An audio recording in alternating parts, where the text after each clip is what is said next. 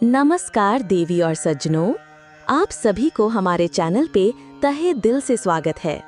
चलिए आज हम सब श्रीमद् भागवत गीता की 13वां अध्याय को दिल की गहराई से समझने का प्रयास करेंगे। ओम नमः भागवते वासुदेवाय। श्री भगवान बोले, हे अर्जुन, यह शरीर क्षेत्र इस नाम से कहा जाता है और इसको जो जानता है उसको क्षेत्रज्ञ इस नाम से उनके तत्व को जानने वाले ज्ञानी जन कहते हैं।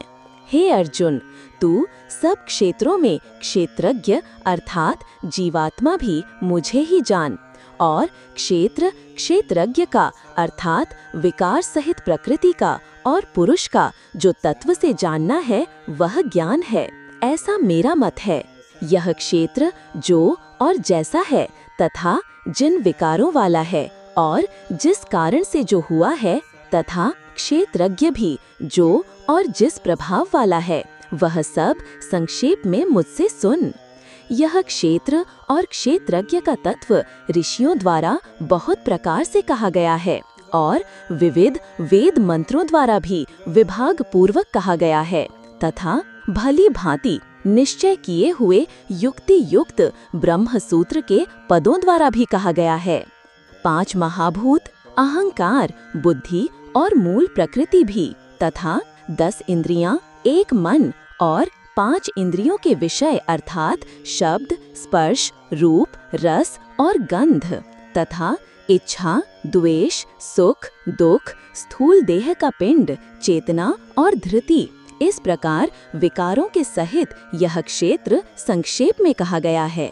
श्रेष्ठता के अभिमान का अभाव, दंभाचरण का अभाव, किसी भी प्राणी को किसी भी प्रकार न सताना, क्षमा भाव, मन, वाणी आदि की सरलता, श्रद्धा भक्ति सहित गुरु की सेवा, बाहर भीतर की शुद्धि, अंतःकरण की स्थिरता और मन, इंद्रियों सहित शरीर का निग्रह, इस लोक और परलोक के संपूर्ण भोगों में आसक्ति का अभाव और अहंकार का भी अभाव, जन्म, मृत्यु, जरा और रोग आदि में दुख और दोषों का बार बार विचार करना, पुत्र, स्त्री, घर और धन आदि में आसक्ति का अभाव, ममता का न होना, तथा प्रिय और अप्रिय की प्राप्ति में सदा ही चित्त का सम रहना, मुझ परमेश्वर में अनन्य योग के द्वारा अव्यभिचारिणी भक्ति, तथा एकांत और शुद्ध देश में रहने का स्वभाव और विषयासक्त मनुष्यों के समुदाय में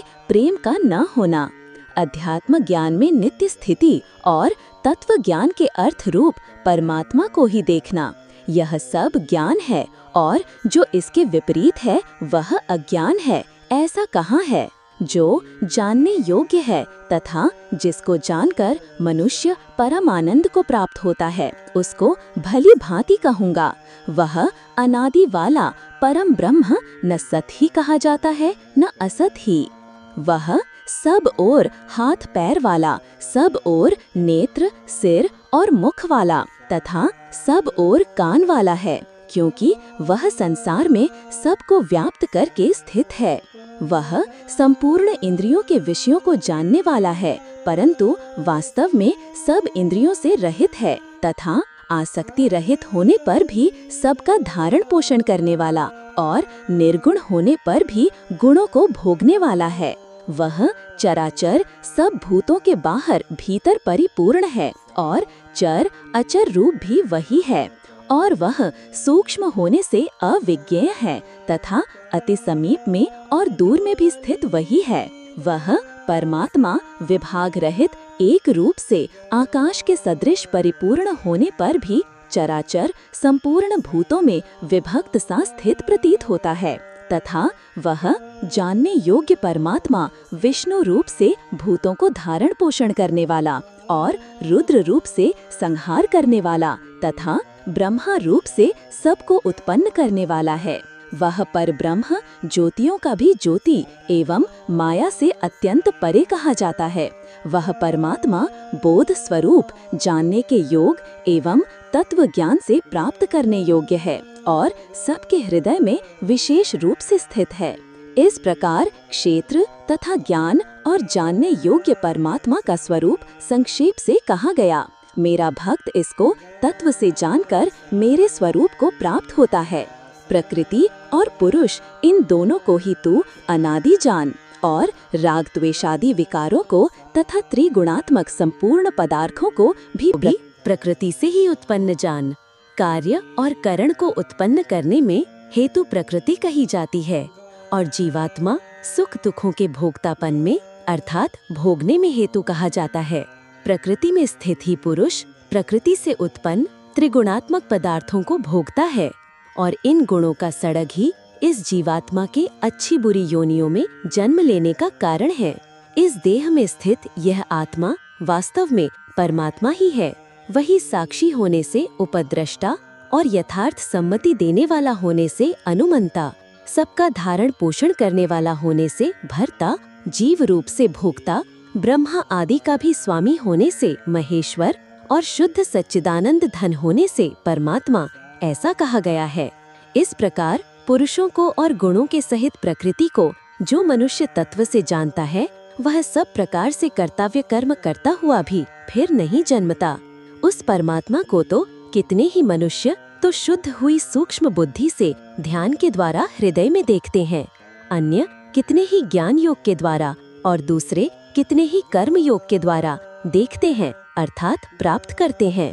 परंतु इनसे दूसरे अर्थात जो मंद बुद्धि वाले पुरुष हैं वे इस प्रकार न जानते हुए दूसरों से अर्थात तत्व के जानने वाले पुरुषों से सुनकर ही तदनुसार उपासना करते हैं और वे श्रवण परायण पुरुष भी मृत्यु रूप संसार सागर को निस्संदेह तर जाते हैं।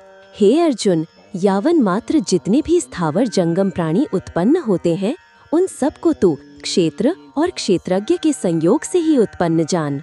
जो पुरुष नष्ट होते हुए इस चराचर भूतों में परमेश्वर को नाश रहित और समभाव से स्थित देखता है वही यथार्थ देखता है, क्योंकि जो पुरुष सब में समभाव से स्थित परमेश्वर को समान देखता हुआ अपने द्वारा अपने को नष्ट नहीं करता, इससे वह परम गति को प्राप्त होता है। और जो पुरुष संपूर्ण कर्मों को सब प्रकार से प्रकृति के द्वारा ही किए जाते हुए देखता है, आत्मा को अकर्ता देखता है, वही यथार्थ देखता है। जिस क्षण यह पुरुष भूतों के पृथक पृथक भाव को एक परमात्मा में ही स्थित तथा उस परमात्मा से ही संपूर्ण भूतों का विस्तार देखता है, उसी क्षण वह सच्चिदानंद धन ब्रह्म को प्राप्त हो जाता है। हे अर्जुन, अनादि होने से और निर्गुण होने से यह अविनाशी परमात्मा शरीर में स्थित होने पर भी वास्तव में न तो कुछ करता है और न लिप्त ही होता है। जिस प्रकार सर्वत्र व्याप्त आकाश सूक्ष्म होने के कारण लिप्त नहीं होता, वैसे ही देह में सर्वत्र स्थित आत्मा निर्गुण होने के कारण देह के गुणों से लिप्त नहीं होता। हे अर्जुन, जिस प्रकार एक ही सूर्य इस संपूर्ण ब्रह्मांड को प्रकाशित करता है, उसी प्रकार एक ही आत्मा संपूर्ण क्षेत्र को प्रकाशित करता है। इस प्रकार क्षेत्र और क्षेत्रज्ञ के भेद को कार्य सहित तथा प्रकृति से मुक्त होने को जो पुरुष ज्ञान नेत्रों द्वारा तत्व से जानते हैं, वे महात्मा जन परम ब्रह्म परमात्मा को प्राप्त होते हैं। श्रीमद् भागवत गीता की 13वां अध्याय इस प्रकार संपूर्ण होता है। मुझे उम्मीद है कि आप सभी को आज की टॉपिक्स पसंद आई होगी। अगर पसंद आई हो तो कमेंट्स में ओम नमः भगवते वासुदेवाय लिखकर श्री हरि को प्रणाम करिएगा। फिर अगला वीडियो में मिलते हैं। तब तक आप सब खुश रहें। धन्यवाद। जय श्री कृष्ण।